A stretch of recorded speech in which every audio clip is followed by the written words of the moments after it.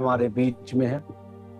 उसका वायदा है कि जहां मेरे नाम से 2 या 3 होते हैं, मैं उनके बीच में होता हूँ। और हमारा परमेश्वर जो हमसे प्यार करता है, जो जीवित है, वो हमारे बीच में है। उसकी सामर्थ हमारे बीच में है, उसका आनंद हमारे बीच में है, उसका प्रेम हमारे बीच में है। वो कहता, मैं न तुझे कभी छोड़ूंगा, मैं न तुझे कभी त्यागूंगा। वो हमें संभालने वाला परमेश्वर है। सब अपने हाथों को उठा धन्यवाद यीशु बोले सब जन। थैंक यू जीसस, आपकी तारीफ करते हैं प्रभु यीशुआ।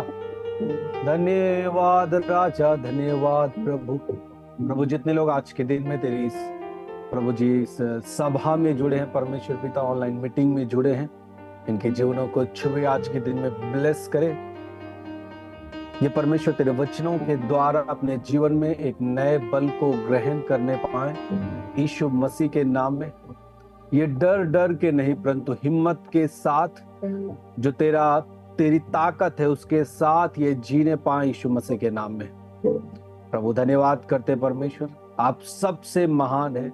आप पृथ्वी का राजा है, स्वर्ग का राजा है। हम जिस परमेश्वर की आराधना करते हैं वो जीवित है, वो हमारे बीच में है। उसकी सामर्थ है, वो हमेशा अपने लोगों को जय के उत्सव में लेके चलता है। और उसका वचन कहता है कि हम जयवन से भी बढ़कर है। We are more than conquerors. हम जयवन से भी बढ़कर है, ऐसा बाइबल कहता है। वो परमेश्वर हमारे साथ है। प्रभु धन्यवाद, आपकी स्तुति खुदावन यीशु के नाम में, आमेन आमेन। का धन्यवाद, आप सबका स्वागत है जीवित परमेश्वर की हुजूरी में। परमेश्वर आप सबको ब्लेस करेगा। और आइए हम सब आज के वचनों में जाएंगे, जो कि पहला कुरिन्थियोस का 2 अध्याय उसके 12 पद से हम देखेंगे। पहला कुरिन्थियोस का 2 अध्याय उसके 12 पद। जैसा कि वचन यहाँ पे कहता है, परंतु हमने संसार की आत्मा नहीं, परंतु वह आत्मा पाया है जो परमेश्वर की ओर से है, कि हम उन बातों को जाने जो परमेश्वर ने हमें दी है। फिर से सब ध्यान से सुनेंगे। परंतु हमने संसार की आत्मा नहीं, परंतु वह आत्मा पाया है जो परमेश्वर की ओर से है, कि उन बातों को जाने जो परमेश्वर ने हमें दी है। पहली बात मैं आपको बताना चाहता हूं, हमारा जीवन, जो हमारा जीवन है, वो किसी ना किसी अधीनता में जीता है। और इस संसार में 2 आत्माएं हैं, जैसा कि हम सब जानते हैं। और ये कुरिन्थियों का चैप्टर बताता है, पहला कुरिन्थियों 2 अध्याय उसके 12 पद। यहाँ पे 2 आत्मा के बारे में चर्चा की गई है। पहला है संसार की आत्मा, और दूसरा परमेश्वर की ओर से भेजी गई आत्मा, यानी पवित्र आत्मा। और बाइबल कहता है कि जो परमेश्वर पर विश्वास करते हैं, जो व्यक्ति यीशु मसीह पर ईमान रखते हैं, उनमें संसार की आत्मा नहीं। संसार की आत्मा का मतलब शैतान की आत्मा। शैतान की आत्मा एक मसीही जीवन में नहीं है, परंतु उसके जीवन में वो आत्मा है जो परमेश्वर की ओर से दी गई है, जिसे हम कहते हैं पवित्र आत्मा। हालेलुया। जब एक व्यक्ति प्रभु पे विश्वास करता है, तब वो व्यक्ति परमेश्वर की ओर से आत्मा को पाता है, जिसे हम कहते हैं पवित्र आत्मा। हालेलुया। और याद रखिए, जिस भी आत्मा के अधीनता में हम हैं, जो भी आत्मा हमारे जीवन पर नियंत्रण करती है, उसका स्वभाव हमारे जीवन से प्रकट होगा।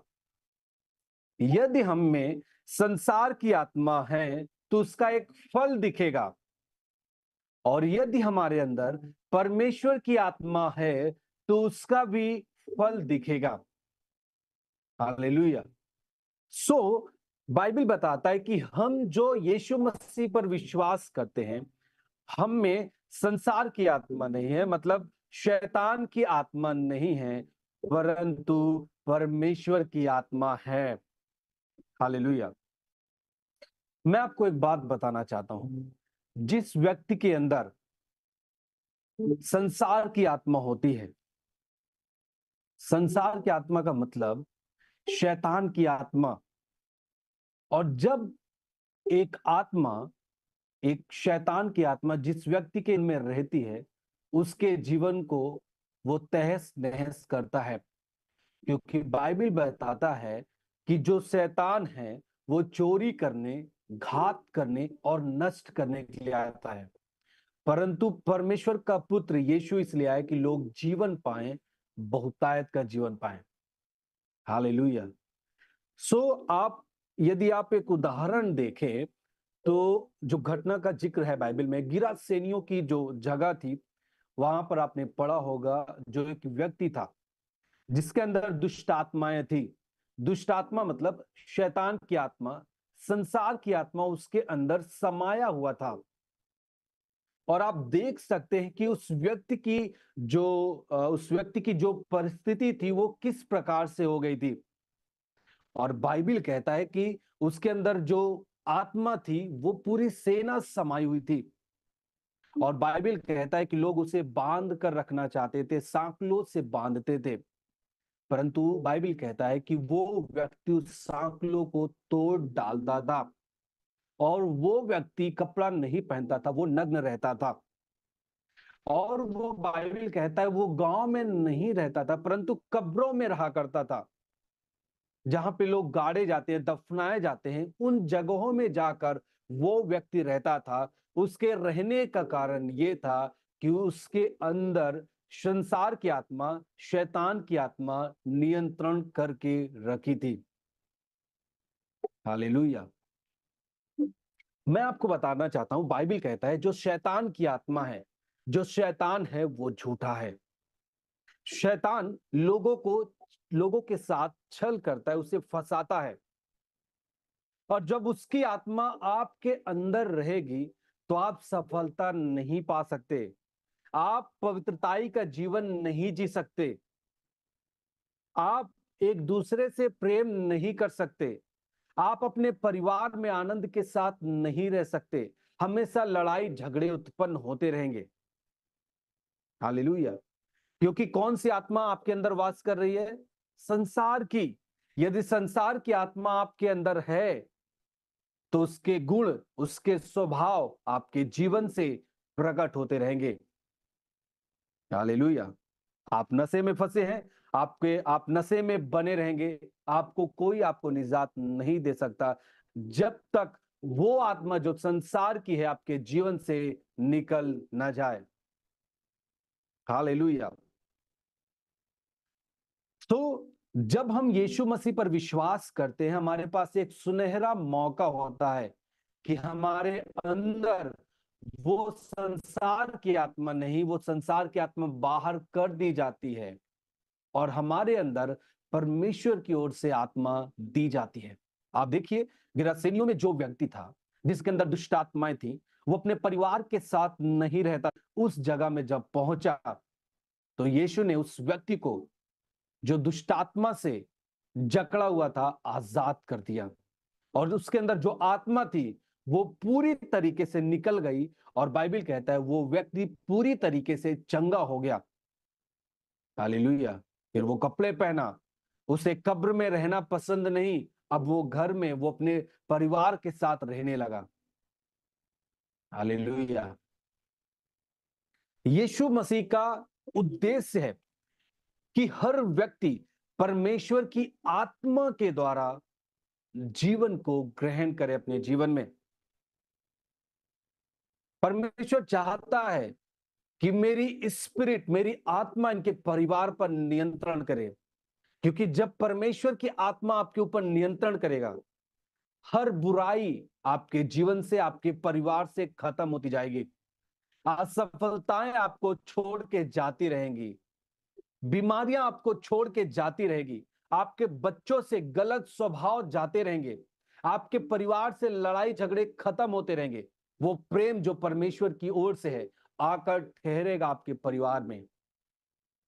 हालेलुया। इसलिए बाइबल कहता है कि हमने जो यीशु पर हमने विश्वास किया है, हमें अब संसार की आत्मा नहीं, दुष्टात्मा नहीं, उसके स्वभाव नहीं। हालेलुया। देखिए, संसार का जो स्वभाव है, गाली देना, झगड़ा करना, नशे करना, प्रेम न रखना, परिवार में झगड़े करना, माँ बाप से झगड़े करना, बच्चों से झगड़े करना, बच्चे माता पिता की आज्ञा ना मानना, बच्चे अपने मन के अनुसार चलने लगे, ये सब संसार की आत्मा है जो आपके परिवार में अटैक कर रहा है। लेकिन जब आप प्रभु को ग्रहण करेंगे तो वो आत्मा आपके जीवन से खत्म हो जाएगा, दूर चला जाएगा, और परमेश्वर की ओर से आपके परिवार में, आपके जीवनों में वो आत्मा वास करेगी, जो एक अच्छी आत्मा है, जिसका चरित्र एक मसीही व्यक्ति के जीवन से दिखता है। हालेलुया। एक व्यक्ति जब प्रभु में नहीं रहता, वो बहुत ही फिजूल चीजों में लगा रहता है। गाली देना, झगड़े करना, नशे में रहना, पत्नी है परंतु वो दूसरी स्त्रियों से बात करना, है ना, गलत रिलेशनशिप में रहना, बच्चे माता पिता की आज्ञा नहीं मानते। लेकिन जब उन्होंने प्रभु को ग्रहण किया तो ये क्या हुआ आज, जो वो व्यक्ति गंदी चीजों को छोड़ दिया, नशे को छोड़ दिया, बुराई को छोड़ दिया, लड़ाई झगड़े को छोड़ दिया, अनाज्ञाकारिता को छोड़ दिया, परंतु आज आज्ञाकारिता में है। इसका हमारे अंदर जो आत्मा है वो परमेश्वर की ओर से दी गई आत्मा है। हालेलुया। परमेश्वर की इच्छा है कि हर व्यक्ति, यीशु की इच्छा है कि हर व्यक्ति जो इस पृथ्वी पर है परमेश्वर के स्वभाव में बन जाए। हालेलुया। सब व्यक्ति जानते हैं, हर एक मनुष्य जाति जानता है कि परमेश्वर इस धरती को चलाता है, परमेश्वर की मर्जी से लोग जीवित हैं, परमेश्वर ही है जो मनुष्य को उत्पन्न करता है, और परमेश्वर की मर्जी के अनुसार ये धरती चल रही है, परंतु व्यक्ति परमेश्वर को अपने जीवन में ग्रहण नहीं करता। हालेलुया। लेकिन हमारे पास मौका है कि जब हम प्रभु को ग्रहण करते हैं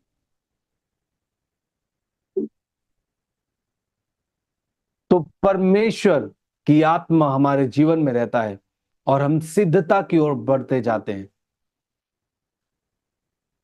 देखिए, जब भी परमेश्वर का आत्मा आपके जीवन में आता है, सामने का दरवाजा लॉक करें प्लीज। जब भी परमेश्वर का आत्मा आता है, हम पढ़ेंगे लूका रचित सुसमाचार उसका 1 अध्याय उसका 35 पद।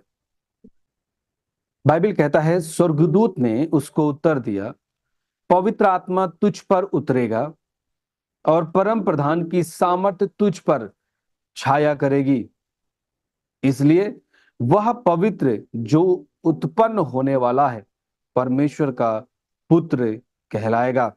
ये उस समय की घटना है जब परमेश्वर का दूत मरियम के पास आया और यीशु मसीह का जन्म होने, तुझ पर उतरेगा, परम प्रधान की सामर्थ तुझ पर छाया करेगी।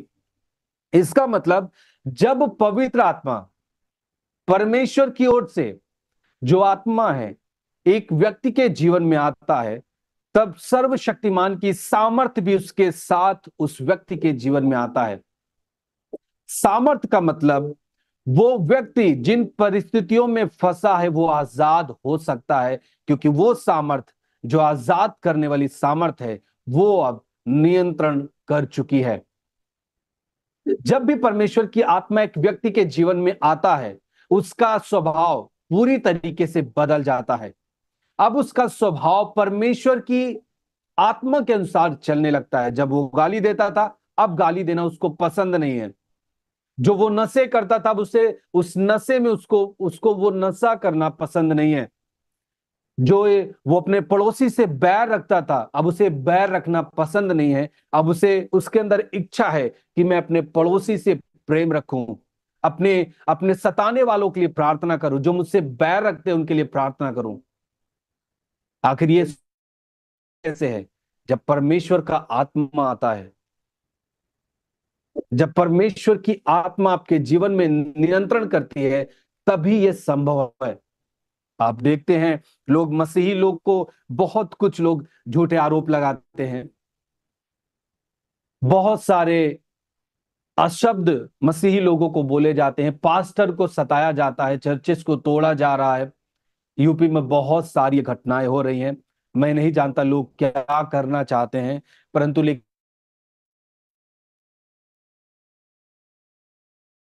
है। लोगों में परमेश्वर की आत्मा को लाने का जो हमारा काम है, जो परमेश्वर के स्वभाव को लाने का काम है, उसे हम नियंत्रण करते रहेंगे। हमारा जो मकसद है कि लोग परमेश्वर के स्वभाव में बदलते जाएं, वो काम हम नियंत्रण करेंगे। और लोग, जो मसीही लोग हैं, जो प्रभु में विश्वास करते हैं, हमारा विश्वास है, हमारा ईमान है कि आप उन कामों में लगे रहेंगे। हालेलुया। आप बहुत सारे केसेस को आप सुन रहे होंगे कि आज यूपी में किस तरीके से मसीही लोगों पर अत्याचार हो रहा है, मसीही लोगों को टारगेट किया जा रहा है, जो आज स्वभाव में लड़ाई झगड़े में नहीं है। जो लोग लड़ाई झगड़ा पसंद नहीं करते, उनके सामने लोग आके डंडे से उनको मारते हैं, गाली देते हैं, जबरन उन्हें पीटा जाता है, बहुत सारे झूठे आरोप लगाए जाते हैं, परंतु वो सहते हैं। ये लोग उनके पास नहीं जाते जो उनका सामना कर सके। यदि वो लाठी डंडे से आपको उनको मारना चाहते हैं, और उसी तरीके से जो मनुष्य है कि उनका सामना करे, उसके पास नहीं जाते, ये मसीही लोगों के पास जाते हैं अटैक करने के लिए। क्योंकि मसीही लोग परमेश्वर की आत्मा के अनुसार चलते हैं। उनके अंदर हर लोगों के लिए दया है, चाहे वो कितने भी उनसे बैर करते क्यों ना हो। एक मसीही व्यक्ति सच्चाई जानता है कि जो व्यक्ति मेरा विरोध करने के लिए आया है, वो भी परमेश्वर की रचना है, वो भी परमेश्वर की एक संतान है, उसे भी परमेश्वर बचाना चाहता है। एक समय होगा कि वो बचाया जाएगा। इसीलिए मसीही लोग कभी भी बैरी को भी कुछ नहीं बोलते, उनसे प्यार करते हैं, क्योंकि उन्हें पता है कि ये मेरा भाई है, ये भी परमेश्वर के द्वारा उत्पन्न किया गया है। हालेलुया। लोगों को समझना चाहिए। और मैं आपको एक बात बता रहा हूं, जितने लोग प्रभु में हैं, आपको डर की आत्मा नहीं दी गई है। आपको बाइबल एक बात बताता है, हम पढ़ेंगे पहले उस पद को। दूसरा तीमुथियुस उसका 1 अध्याय उसके 7 पद। दूसरा तीमुथियुस उसका 1 अध्याय उसके 7 पद। उसे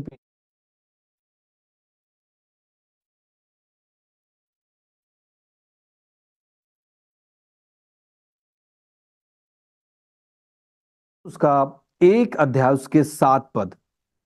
देखिए बाइबल कहता है यहां पे, क्योंकि परमेश्वर ने हमें भय की नहीं, पर सामर्थ और प्रेम और संयम की आत्मा दी है।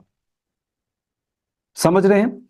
जो आत्मा हमें मिला है, जो पवित्र आत्मा परमेश्वर की ओर से हमें दिया गया है, जो परमेश्वर की आत्मा हमें मिली है, वो भय की आत्मा नहीं है। लोग आपके घर पे जाएं, इन दिनों में बहुत सारे केस हम सुन रहे हैं कि लोग लोग जो झगड़ा करने वाले लोग हैं, है ना, जो गाली देने वाले लोग हैं, जो स्वभाव से गंदे लोग हैं, सीधा जाके जो लोग प्रभु में विश्वास करते उनके घरों पे जा रहे हैं और बोल रहे हैं, तुमने धर्म परिवर्तन किया, छोड़ दे यीशु मसीह को, तुम्हारे ऊपर केस किया जाएगा, तुम नहीं जानते, छोड़ दो सब कुछ।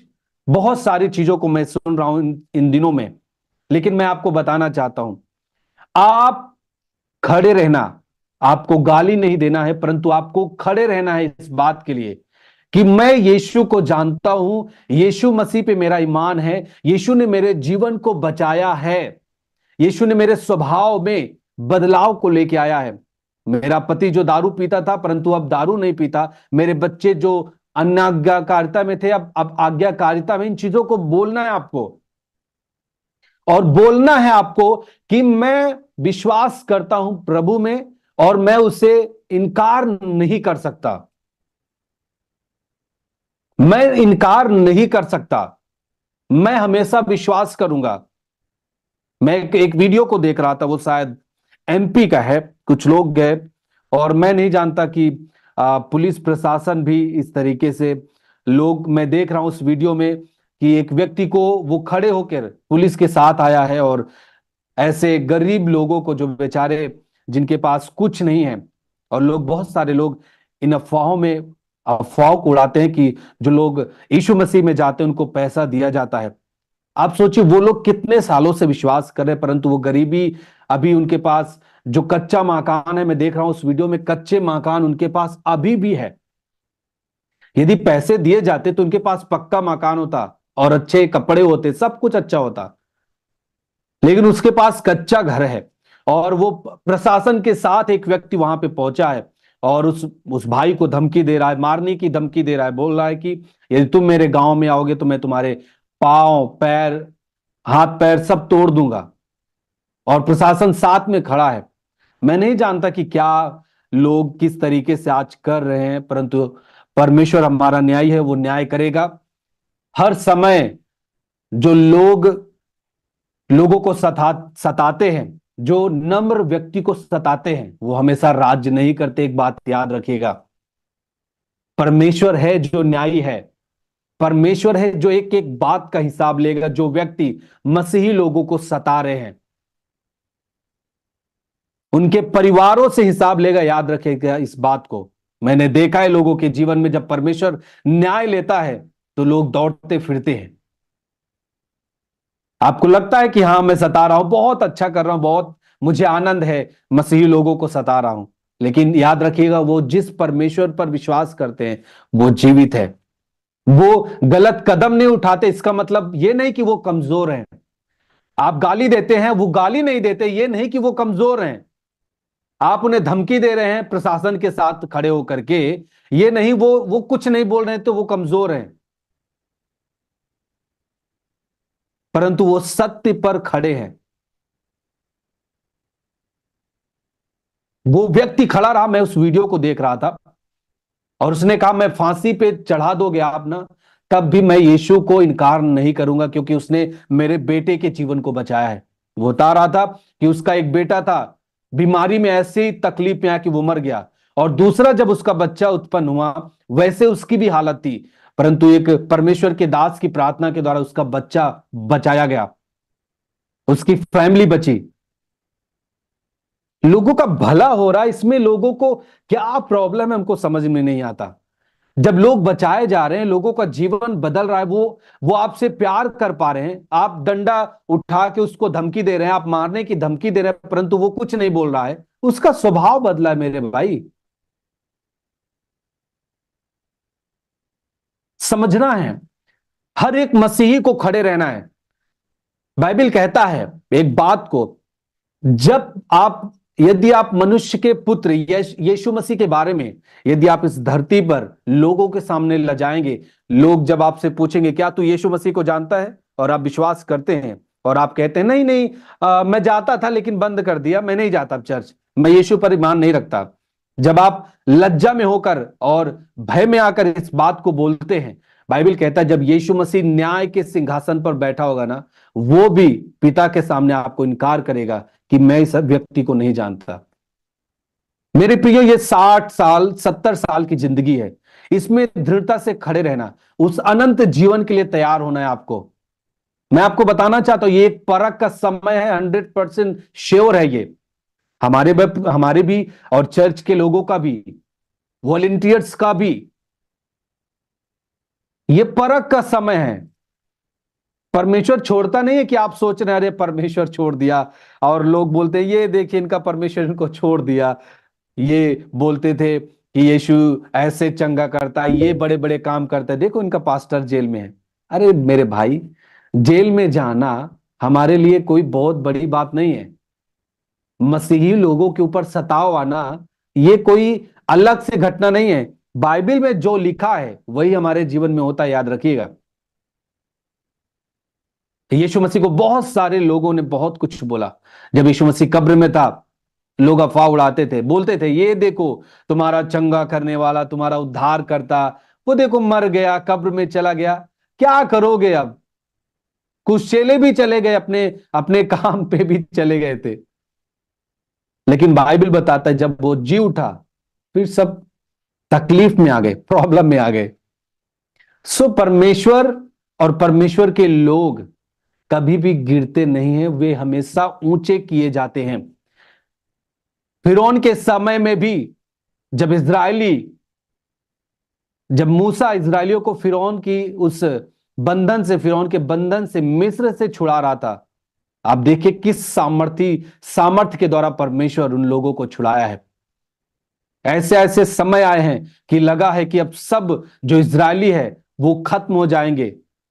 आगे समुंदर, पीछे फिरौन की सेना, कोई रास्ता नहीं, कोई भी रास्ता नहीं था। परंतु बाइबल कहता है वो समुद्र दो भाग हो गया। वही आपका परमेश्वर है, हमारा परमेश्वर है। वही चर्च का, पसदेवरा चर्च का वही परमेश्वर है।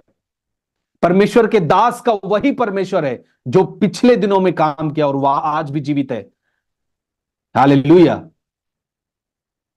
परमेश्वर हमेशा अपने लोगों को जयवंत करेगा। हालेलुया। एक समय था कि बहुत ही, आप नए नियम में पढ़ेंगे, एक समय था सताव बहुत चरम सीमा पे था।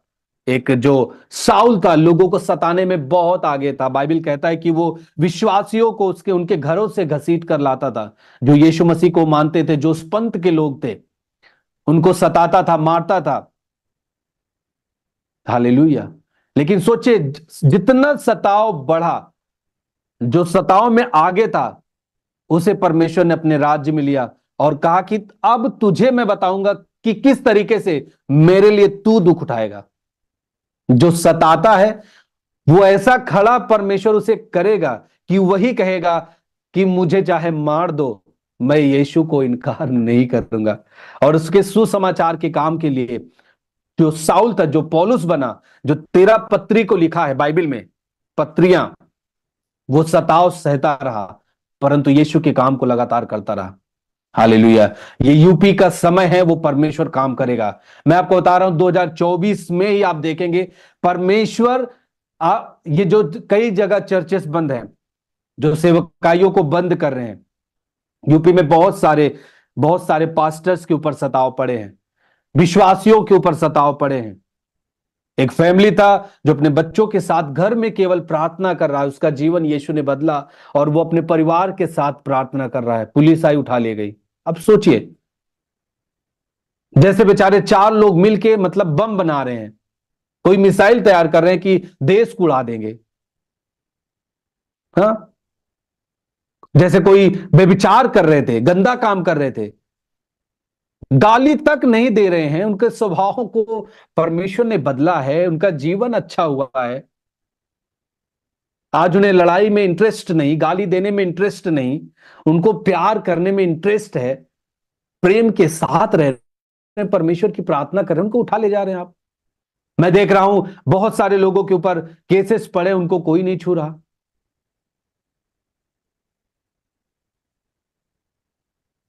आपको न्याय करना चाहिए जो लोग इस तरीके से कर रहे हैं।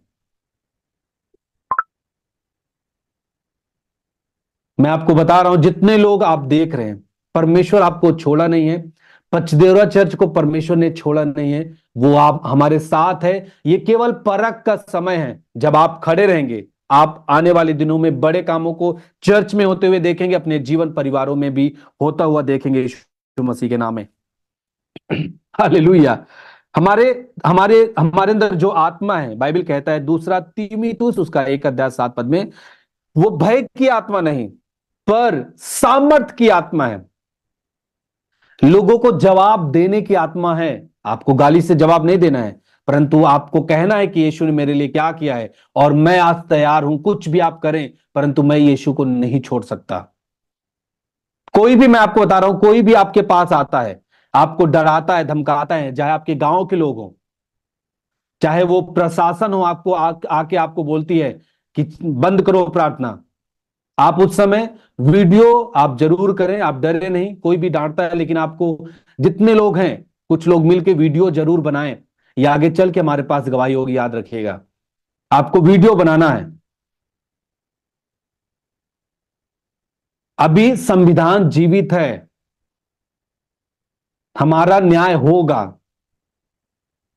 जो भी झूठे मुकदमे लगाए जा रहे हैं, हमारा न्याय होगा। अब आप ये मत सोचिए कि चर्च को बंद कर रहे हैं तो हम भी प्रभु को अब छोड़ते हैं, नहीं तो लोग हमारे फैमिली में किसी को उठा ले गए तो कैसे हम करेंगे। आपको प्रभु ने जो आपके पिछले जीवन में किया है, पिछले दिनों में जो आपके जीवन में किया है, क्या आप उसे भूल गए? बाइबल कहता है उसके उपकार को आपको कभी नहीं भूलना है। भजन संहिता कहता है उसके उपकारों को याद रखना, याद रखना उसके उपकारों को। जिसने आपको पिछले दिनों में जीवन दिया है वो आज जीवित है, वो आने वाले दिन में उसका प्रतिफल, जो आप सताए जा रहे हैं उसका प्रतिफल आपके जीवन में बड़ा है, ऐसा बाइबल कहता है। मत्ती रची सुसमाचार बताता है। हालेलुया। आप जानते हैं दाऊद के बारे में, एक समय था कि इजरायलियों का जो युद्ध था वो फलिस्तियों के साथ था, और फलिस्ती लोग आके सामना करने के लिए उठे, और उसमें फलिस्तियों की ओर से एक गोलियात नाम का एक व्यक्ति था, बहुत ही बड़ा एक योद्धा था। वो ऐसा ललकार रहा था कि सारी इजरायली सेना डर गई।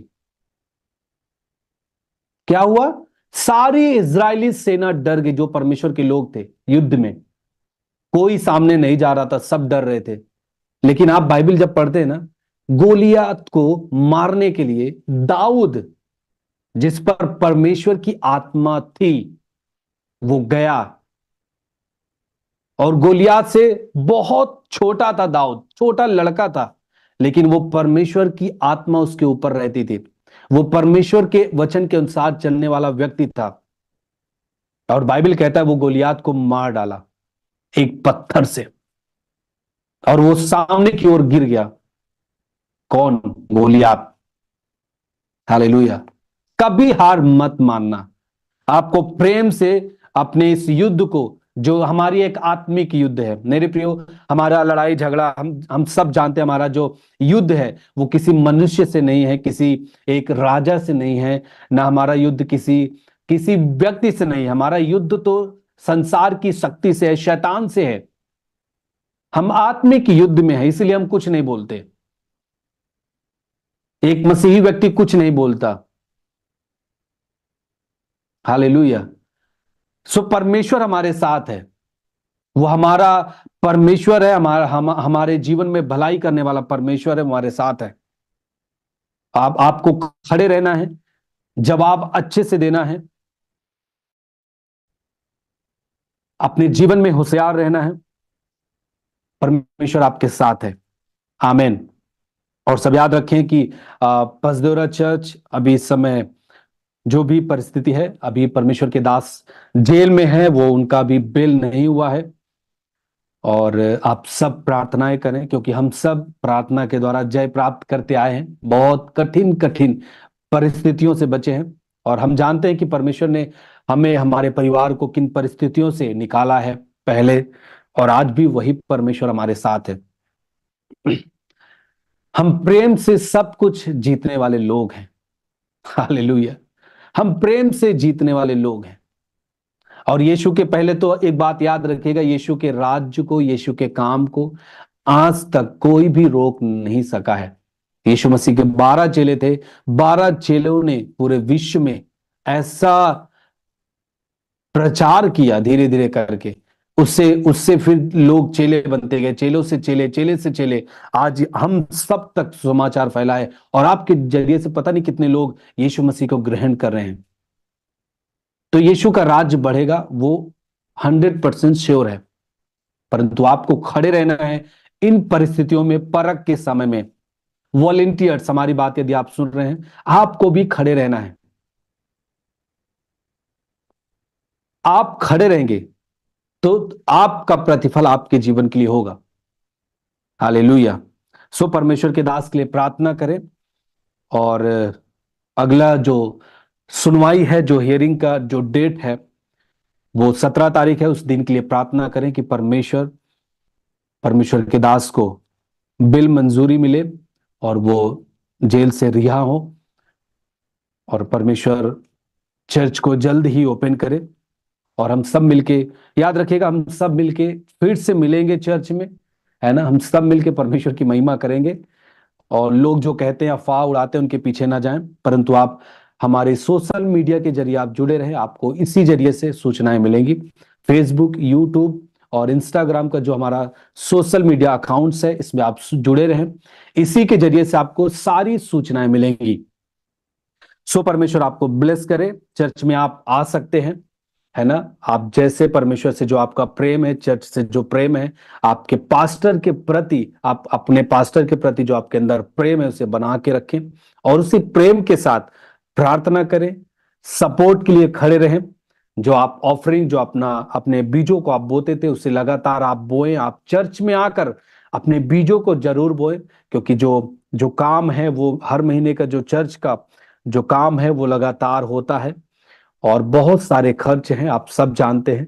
इन परिस्थितियों में यदि आप खड़े रहे परमेश्वर के भवन के साथ, आप परमेश्वर के लिए फेथफुल बने रहें, तो परमेश्वर आपके साथ फेथफुल बना रहेगा, याद रखिएगा। सो परमेश्वर आप सभी को आशीष दे। और आज का दिन प्रभुभोज का दिन है, आप सब प्रभुभोज भी तैयार करेंगे। हम सब आपके लिए, आपके जीवन के लिए भी प्रार्थना करेंगे। और आप चर्च में जरूर आए। चर्च का जो दिन है आप उसे छोड़ करके, या फिर आप कभी भी आ करके आप प्रार्थना करा करके जा सकते हैं, है ना। आप घुटना टेक सकते हैं अपने परमेश्वर के भवन में, ठीक है। सो परमेश्वर आप सबको ब्लेस करे। और आइए हम सब आपके लिए प्रार्थना करेंगे। अपने आंखों को बंद करें। यदि आपके जीवन में कोई भी बीमारी है, दुर्बलता है, परेशानियां हैं, आप सब अपने मन में बोलेंगे, वो परमेश्वर आज के दिन में आपको आजाद करेगा। आइए हम सब प्रार्थना करें, सब अपनी आंखों को बंद करें। Thank you Jesus. प्रभु आपकी तारीफ करते हैं। आज के दिन में जो आपके लोग आपकी महिमा के लिए इस मीटिंग में जुड़े हैं खुदावन, इनके जीवनों को अभी राइट नाउ आप छुए। Touch Lord right now in Jesus name. ये अपनी बीमारी, दुर्बलताओं से आजाद हो जाए। बीमारियों के ऊपर, दुर्बलताओं के ऊपर मैं उस फायर को रिलीज करता हूं in Jesus name. I release the fire over disease. हर एक वीकनेस के ऊपर वो छोड़ के खत्म हो जाए यीशु मसीह के नाम में। इनके बॉडी को छोड़े बाहर जाए यीशु मसीह के नाम में। दुष्ट आत्माओं के प्रभाव छोड़े यीशु मसीह के नाम में।